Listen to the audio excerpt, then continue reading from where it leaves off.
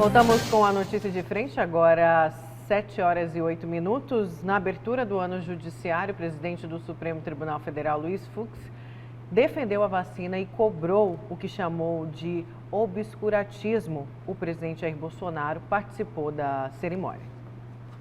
Com apoiadores, Jair Bolsonaro falou sobre a despedida de Rodrigo Maia da presidência da Câmara dos Deputados. Seja feliz. Tem um monte de soldado. Tudo acaba um dia. Seu mandato vai acabar um dia. Mas se o senhor devemos preparar para esse momento aí.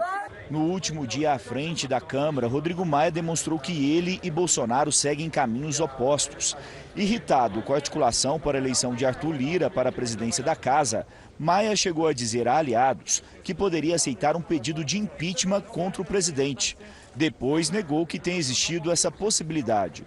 Eu nunca disse que ia, esse que é o problema de vocês. O presidente Bolsonaro participou da abertura do ano do Judiciário. No discurso, o presidente do Supremo, Luiz Fux, falou em defesa da vacina. Não tenho dúvidas de que a ciência, que agora conta com a tão almejada vacina, vencerá o vírus. A prudência vencerá a perturbação e a racionalidade vencerá o obscurantismo. E criticou os que se negam a acreditar na ciência. Não devemos ouvir as vozes isoladas. Algumas, inclusive, no âmbito do Poder Judiciário. Confesso que fiquei estarrecido com o pronunciamento de um presidente do Tribunal de Justiça, minimizando as dores desse flagelo. Pessoas que abusam da liberdade de expressão para propagar o ódio, desprezam as vítimas e desprezam de forma, através do negacionismo científico, o problema grave que vivemos. Durante todo o dia, os responsáveis pela articulação política passaram ao presidente um relatório de tudo o que acontecia ali no Congresso. O governo espera que os aliados possam destravar a pauta do Legislativo. O primeiro objetivo é aprovar a lei orçamentária anual e depois as reformas administrativa e tributária. Existe expectativa pelo início das mudanças nos ministérios. As conversas têm avançado e a primeira mexida pode ser a volta do ministro Onyx Lorenzoni aqui para o Palácio Planalto, no cargo de ministro-chefe da Secretaria-Geral da Presidência. Destaque de Haroldo Arruda Júnior. Olha, você vê que na fala do Fux o tempo todo, né, ele se dirige ao presidente Jair Bolsonaro. Só faltou ele dizer o seguinte: muito feio o que você fez ou muito feio o que você falou, viu? Né? Só faltou dizer isso, né, porque realmente a fala foi muito direcionada às atitudes do presidente da República. Vamos separar as coisas, para deixar bem claro aqui à população, né? O governo Jair Bolsonaro, a meu ver, a leitura que eu faço, não é um governo ruim, é um governo assertivo. É um governo que quer acertar, né, e tenta acertar o tempo todo. Diga-se passagem, a questão das empresas públicas, né, das instituições públicas que estavam no negativo, com receita negativa e hoje lucram de certa forma. Era corrupção para todo lado e não se tem mais corrupção de certa forma, entre aspas, né, como se tinha em governos passados. Mas uma coisa é certa, o comportamento do presidente da República não é estadista, não é um comportamento que poderia ser copiado, né, e deveria ser. Fux, né, constrói uma fala direta, falando exatamente tudo que aquele bom brasileiro, aquele brasileiro que realmente gostaria de ter um presidente para se admirar, gostaria de falar. Quando ele diz que a racionalidade vai vencer o obscurantismo, né, ele deixa claro que o que está faltando, o que está imperando, ou até pouco tempo imperando no Brasil, até porque o governo mudou esse discurso recentemente, né, com relação à pandemia, é exatamente isso, esse discurso da intolerância, que não cola em lugar nenhum, né, e que muitas vezes é colocado justamente para atender uma minoria ou um grupo específico de pessoas num país dividido. E não pode ter mais isso daqui para frente. O presidente Jair Bolsonaro precisa entender isso, né? E você vê que ele entrou quieto e saiu absolutamente calado. Pode não ter concordado, mas ouviu o que deveria ter ouvido, porque são verdades, absolutamente verdades. Como é que pode, em meio à pandemia, você desmerecer a ciência? Algo que é importantíssimo, que trouxe a vacina, está vacinando os brasileiros, que a única salvação que nós temos é a vacina, e você vê um presidente desconsiderar a eficiência de uma vacina, apesar de ter dito que após passar pela Anvisa, que é uma instituição importante, parará, nós vamos defender a vacina. Esse negacionismo é muito ruim, não só para o governo federal, que está aprendendo que é ruim para ele, mas é ruim, sobretudo, para o povo brasileiro, para a humanidade como um todo. Não é possível que todo mundo está errado e só o presidente da República está certo. Inadmissível você ver todo mundo utilizando máscara e ele em meio à população sem máscara, abraçando, beijando, né? O vírus matando gente dia a dia. É óbvio que se de um lado nós temos um presidente que não atende às medidas de biossegurança, né? É o mesmo presidente que alimenta a mídia fúnebre, né? Essa mídia fúnebre que o tempo todo só quer falar de morte.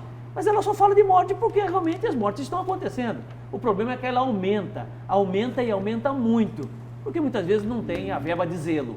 Sem verba de zelo fica mais difícil controlar uma emissora tão grande, né?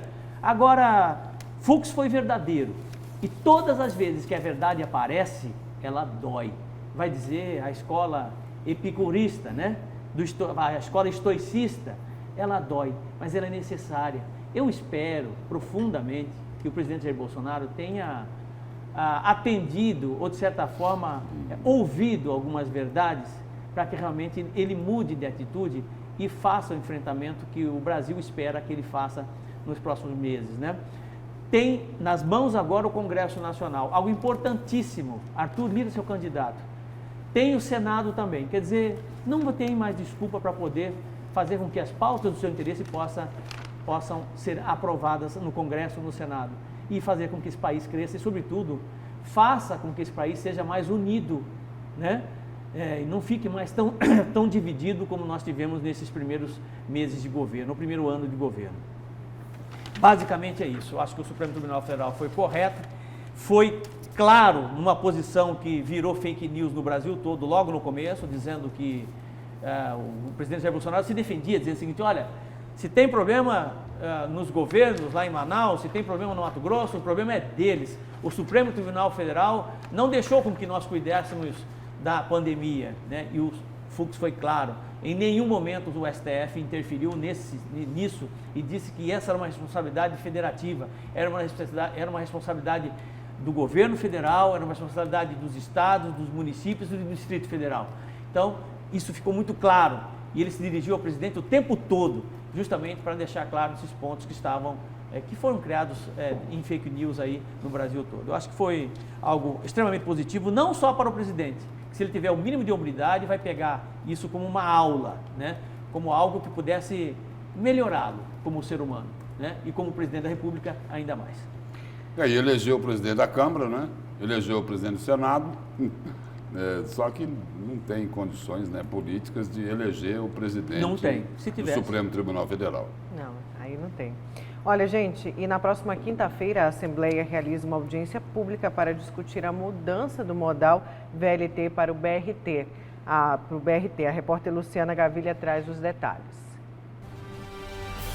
As avenidas principais de Várzea Grande e de Cuiabá foram rasgadas ao meio para receberem os trilhos do VLT, uma obra grandiosa que teve início no ano de 2012, quando o governador à época era Silval Barbosa. O VLT seria a segunda obra de mobilidade urbana mais cara do Brasil, isso em relação a todo o projeto de mobilidade para a Copa do Mundo, perdendo apenas para o Rio de Janeiro. No entanto, a obra aqui em Cuiabá não foi concluída. Tem apenas fragmentos. Nós estamos aqui no único terminal de passageiros que foi construído para o VLT. A gente vê aqui o tamanho do abandono apenas nesse terminal. Aqui o espaço foi até mesmo ocupado por moradores de ruas. Houve destruição de parte desta estrutura. Esse ponto aqui se tornou uma grande vitrine à época, logo após o lançamento do VLT. E bem aqui ao lado também foi feita uma outra obra, um viaduto para receber aqui o VLT, que fica em uma visibilidade muito grande, que dá uma visibilidade muito grande para o Aeroporto Internacional Marechal Rondon. Só que 7 anos depois a obra está completamente parada. Houve rescisão do contrato de forma unilateral entre o governo de Mato Grosso e o consórcio VLT. O rompimento aconteceu quando o então governador era Pedro Tax, que acabou judicializando a obra por entender que houve um grande processo de corrupção, que também foi confirmado no caso pelo ex-governador Silval Barbosa durante a delação premiada. Passando então 7 anos, a obra continua parada, com pouco mais de 50% dos trabalhos concluídos. Isso quer dizer que já foram consumidos dos cofres públicos mais de R$1 bilhão. E o governador Mauro Mendes quer, enfim, colocar um ponto final no VLT. Ele quer substituir todo esse projeto já iniciado pelo BRT, com 2 discursos. Primeiro, de mais economia. Para a implantação do BRT, pouco mais de R$450 milhões seriam necessários. Agora, para concluir as obras do VLT, seriam necessários mais R$800 milhões aproximados. E o governador Mauro Mendes também disse que não quer essa herança de corrupção para Mato Grosso. Por isso, um dos interesses também em trocar o modal de VLT para BRT. Mas a Assembleia Legislativa vai realizar uma audiência pública para ouvir a população, para que ela possa ter direito em opinar qual seria o melhor modal de transporte para a capital e também para a Várzea Grande. O deputado Valdir Barranco faz um chamamento público para essa audiência. No próximo dia 4 de fevereiro, a partir das 14 horas, nós realizaremos uma audiência pública na Assembleia Legislativa para debater a mudança do modal de transporte aqui de Cuiabá e Várzea Grande, que já foi tida como a melhor o BRT, depois VLT, agora querem voltar para o BRT, o governo do estado quer voltar. É importante que a sociedade compreenda isso. Portanto, na quinta-feira, dia 4 de fevereiro, a partir das 14 horas, será uma audiência pública mista, híbrida, com participação tanto presencial quanto também pelo link remoto. E transmitida ao vivo pela TV Assembleia. Nós queremos que a sociedade debata, nós queremos ouvir os dois lados, quem defende o VLT, quem defende o BRT. Portanto, estão todos convidados, dia 4 de fevereiro, a partir das 14 horas, a nossa audiência pública. Luciana Gavilha para a Notícia de Frente. E essa audiência pública aí, sabe o que ela vai resolver, professor Haroldo? Nada. Vai resolver absolutamente nada. Né? Mas é importante que ela aconteça, né? Podia ter acontecido antes. Sim. Né? O ideal seria antes. Podia ter acontecido antes. Lá atrás podiam também, né? Tem muita coisa que podia ou que poderia ter sido feita, mas não foi feita, né? Não foi feita, né? Lá atrás diziam o seguinte: olha, quem é contra o VLT é contra Cuiabá e Várzea Grande. Esse era o discurso que tinha lá atrás, na época, a favor da corrupção. Na época do ex-governador Silval Barbosa. Quem falasse contra o VLT era contra Cuiabá e contra Várzea Grande. Mas é importante aí que esse assunto se resolva, né? A cobrança que existe aí é que o VLT gastou mais de R$1 bilhão, que o governador Mauro Mendes tomou a decisão aí de abandonar o VLT e partir para o BRT sem ouvir as partes interessadas, sem ouvir a Prefeitura de Cuiabá, a Prefeitura de Várzea Grande. O governo disse que ouviu. Ouvir é uma coisa, convidar para ser comunicado é outra, não é isso? Olha, e corre o risco de ficar sem nenhum nem outra população.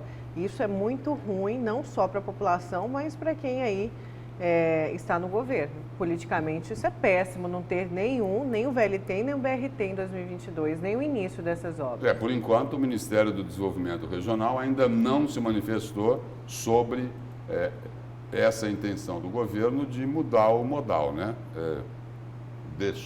Abandonar o VLT e partir para o BRT. E tem também aí uma outra pedra no caminho, né? Entendeu? Uma montanha no caminho, que é a questão judicial, né? Sem dúvida. A questão do consórcio que era responsável pelas obras do VLT, né? Continuam questionando lá na Justiça e precisa saber o que é que vai acontecer. Aqui em Mato Grosso, eu acredito, suponho que não deve ter problema nenhum com as instâncias judiciais aqui em Mato Grosso, né? Nos bastidores dizem que teve muita conversa, que falaram bastante, dialogaram assim muito tempo antes de ser tomada essa decisão. Mas isso é o seguinte, uma hora vai subir, né? Vai subir para uma instância, lógico, vai subir para uma instância superior, né? E outro fator, Brasília, né? Um outro fator ruim de tudo isso, Lúcio, também, outro fator ruim de tudo isso é que muitos estão usando VLT e BRT como palanque. A gente tem que ficar de olho nisso. Vamos onde? Embora. Para o BRT ou para o VLT? Para nenhum nem outro, porque não tem nenhum. Não tem nenhum e nem outro, então vamos para lugar nenhum, né? Achei que até estava cedo, Nayara. Não, Lúcio. Você ia contar mais alguma novidade? Não tenho novidades, infelizmente. Infelizmente, mas que venham boas novas para todo mundo, viu? Que a gente possa contar coisa boa. E aumentar o seguinte, tem que aumentar aí a questão da vacina, não é? Olha aqui, ó, manchete do jornal A Gazeta de hoje. Me auxilia aí, Nayara? Foi isso que eu falei, que o Estado vacina apenas 1.500 pessoas por dia. Pouquíssimo, baixo, muito abaixo de outros estados que já estão aí muito à frente do estado de Mato Grosso no que se diz respeito à vacinação. E que receberam a mesma quantidade, tem o mesmo, proporcionalmente, o mesmo número de população. É isso aí. Bom, boa terça para você, Lúcio. Boa terça para você, Haroldo. Bom dia. Você viu como sou bom para respeitar? É isso aí. É isso aí. Tá certo. Bom dia. Bom dia. Bom dia. Bom dia, gente. Vocês ficam agora com as notícias do Brasil e do mundo no Fala Brasil. Uma ótima terça-feira e até amanhã. Tchau.